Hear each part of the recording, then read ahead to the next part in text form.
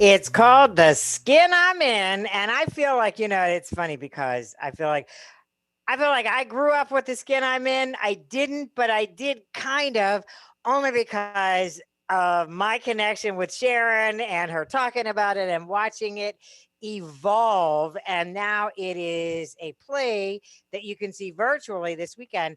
And Sharon, talk about that, because you kind of made this decision to turn it into a play, and then the pandemic hit. And then the pandemic hit. Yeah. Wow, that could have blown everything out the water, but thank God for technology, Hmm. the alumni theater, and their ability to shift on a dime and say, Yeah. okay, now we're going to do it this way, and all of their protocols for keeping the young people safe. We did Zoom. Finally, we did went into the studio when it was time to film, but everybody was, keeping as much distance as made sense for still filming, Hmm. and all the masks and everything. But I think the great thing is we didn't lose any cast members. People stayed connected. Kim, you know, I love her. She is so amazing. She understands the play. It was important to me that I had an African American person as director. And Hmm. so for me, without one and without her, it was a no-brainer. I think Yeah. so many nuances of this play, when you look at colorism, right? When you look at voice and how we show up on that stage, that were important to me, that when young people saw it, and especially young African Americans, that we Hmm. felt that we had represented them well.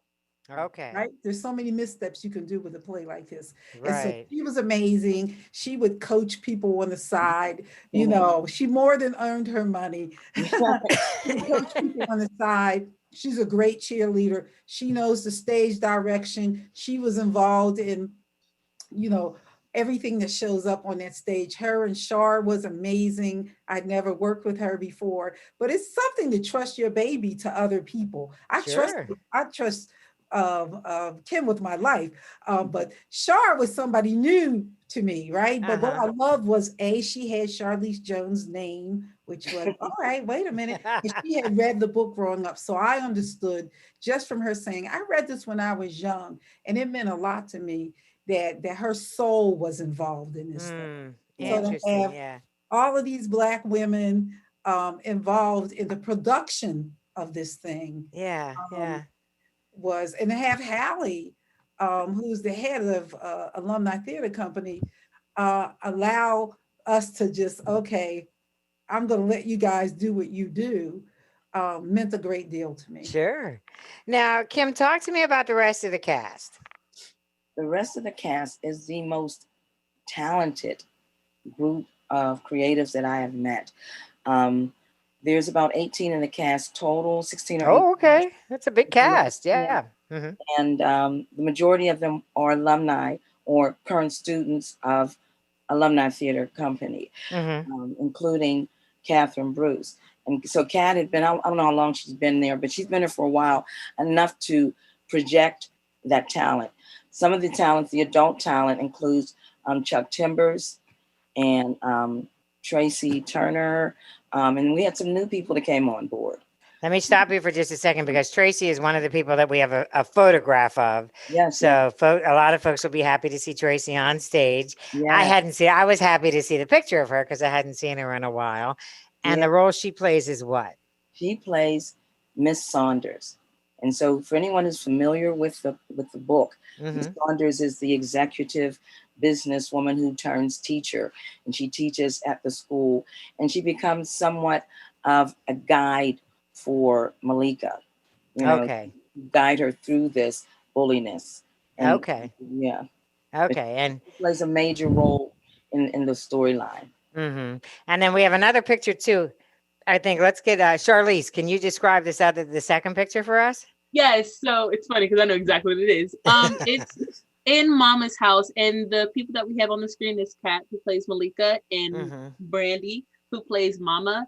And it's actually the moment where Kat is actually really down about her skin and everything, and Mama's trying to cheer her up, but it's just not working because there's so many things knocking her down. Hmm. Yeah, I really love that picture actually.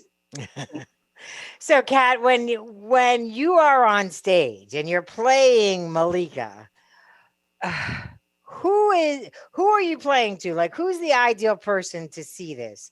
Because it would seem to me that it really does. And Sharon described earlier that, everyone has that experience, but are you playing to young girls? Are you playing to women? Who are you playing to, Kat? I think I'm playing to Black women and Black little girls, like all over, who like need that confidence because, we need that sometimes, I feel like it was just great to be a Black female speaking out to other Black females. It warms my heart to know that I'm doing something to help somebody out there who's going to watch the show. Mm-hmm, mm-hmm. When the play was over, did you, when you were done with this, when you were done recording this, how did you feel about you? Are you ready for this? All right. So before the show, I already knew how Malika was, but with all the months, I had to get deeper and deeper into the character because I had so much time to. And before playing this character, I was a person who speaks their mind and says it on site. And playing Malika is like, she was very timid for a while. And it took me a minute to step out of my comfort zone and be that shy, timid person. And I noticed after doing the show, I was still being that shy, timid person. Like she kind of stuck to me a little bit. And I was trying to break out of it because I was Malika. And it was just crazy how that character I played, Malika, even though she was very humble about it, she had like this inner strength that's like hard to explain. You knew she was a strong person. She just displayed it differently than I do. Okay. Meantime, I wish you could see their faces while you were describing that. I'm going to have them react to that coming up right after the commercial break. We'll tell you how you can see the play as well, so don't go away when the Lynne Hayes Freeland Show continues.